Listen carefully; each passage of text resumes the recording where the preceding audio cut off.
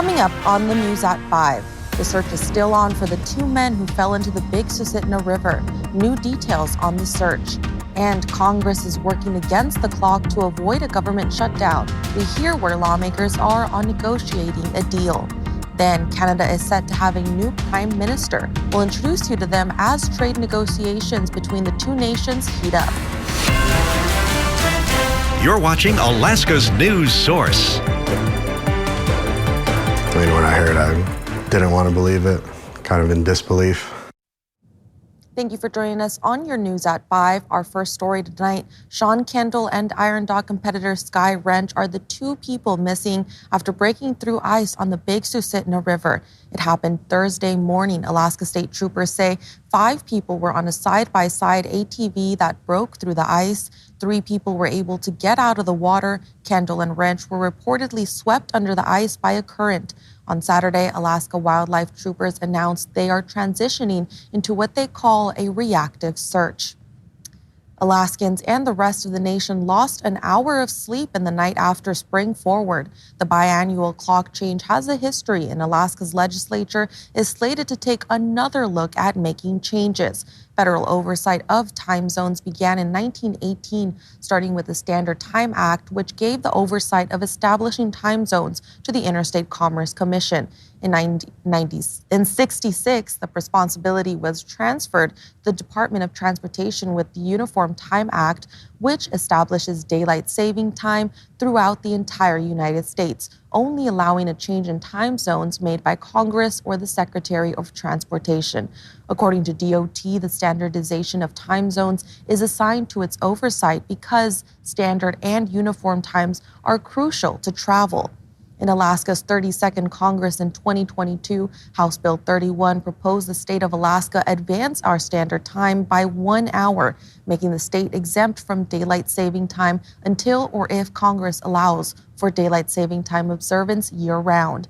The same bill is currently moving through the House this year. The Senate Community and Regional Affairs Committee will hear it on Tuesday. Hey, and let's look at the forecast and see what we have today. And Adelmi, I'll tell you what, we've got the cloudy skies, but still spring weather, not the spring weather we'd like on our first full day. But right now, excuse me, you are seeing clouds in Anchorage, also some mostly cloudy skies in Fairbanks. Temperatures in the 30s in many locations, but we have 46 in Yakutat, 41 in Ketchikan. Up on the slope, 2 below in Utqiagvik. What are we looking at? Well, current conditions in the interior, they're seeing warm temperatures. 32 for Fairbanks, 28 in Nenana, and 34 in Denali. Those areas all seeing some sunshine today, and 34 the high in Fairbanks today, 3 the low, normally 21 and 6 below. For the current conditions through South Central, we are seeing some snow rain mix up in the Kenai Peninsula, especially on the eastern part of the Kenai Peninsula. We're also seeing some precipitation down in Homer and Kenai with the temperatures 38 and 34. 35 in Palmer, Wasilla, sunny, and 36, and seeing some nice weather up until Keatna, too. As we take a look, this is the shot looking down on Anchorage, 37 the high today, 27 the low, normally 31 and 17. Quick look at some of the forecasts for Anchorage, Fairbanks, Juneau, and Bethel. We're seeing mostly cloudy skies for Anchorage. Fairbanks, we'll see partly cloudy skies, a little bit of rain, snow, and Juneau still wet in the southeast panhandle, and partly cloudy skies in Bethel. Temperatures in the 30s in most locations except Fairbanks, be about 29 degrees. That's a look at the weather. I'll have the state forecast coming up in just a bit. Thank you. We'll see you in just a little bit. Lawmakers have until March 14th to come to an agreement on government funding. Washington correspondent Ryan Henson checks in with leaders from both sides of the aisle to see how close they are to cutting a deal.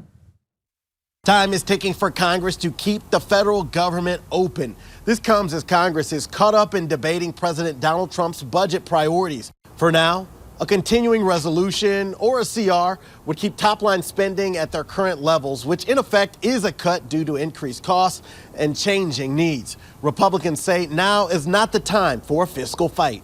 Don't stop a momentum that is so great right now with what Doge is doing, what he's uncovering. Don't stop it now. He doesn't want to have to deal with a shutdown and who's to blame. He wants to move forward with his programs, move forward with his agenda. A continuing resolution would fund the government through September. The Freedom Caucus, a group of far-right Republicans, are typically against CRs. But caucus chair Andy Harris says they trust the president's plan. Look, the president has indicated, the president's made it clear the administration will withhold funding that's inappropriately spent.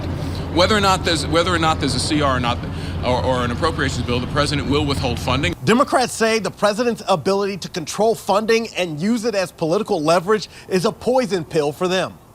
A year-long continuing resolution is inconsistent with the Bipartisan Fiscal Responsibility Act.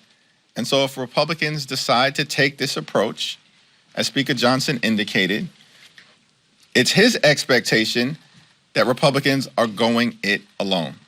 Republicans control 53 seats in the Senate, but 60 votes are required to move funding measures forward. The House is expected to take its first floor votes on Tuesday. Republicans hold a razor-thin majority in that chamber. Both chambers have a March 14th deadline. On Capitol Hill, I'm Ryan Henson. Friday, House Democratic leaders sent their members a letter calling Republicans' continuing resolution proposal partisan and unacceptable, saying it threatens to cut health care, nutritional assistance, and veteran benefits. And as the trade war between the U.S. and Canada heats up, Canada's Liberal Party elected a new leader this weekend to replace Justin Trudeau as Prime Minister and take charge of confronting tariff threats posed by President Trump. Economist Mark Carney has been selected as the new leader of Canada's Liberal Party, all unfolding as the back and forth over tariffs, as well as the trade war between the U.S. and Canada intensifies. Canadians protested outside the U.S. Embassy, using their purchasing power to support homemade goods and products, even pulling American liquor and wines from shelves. Thanks for listening. Click subscribe so you can get the latest podcast from Alaska's News Source automatically. And stay up to date with breaking news and in-depth reporting available for free 24/7 with the Alaska's News Source app.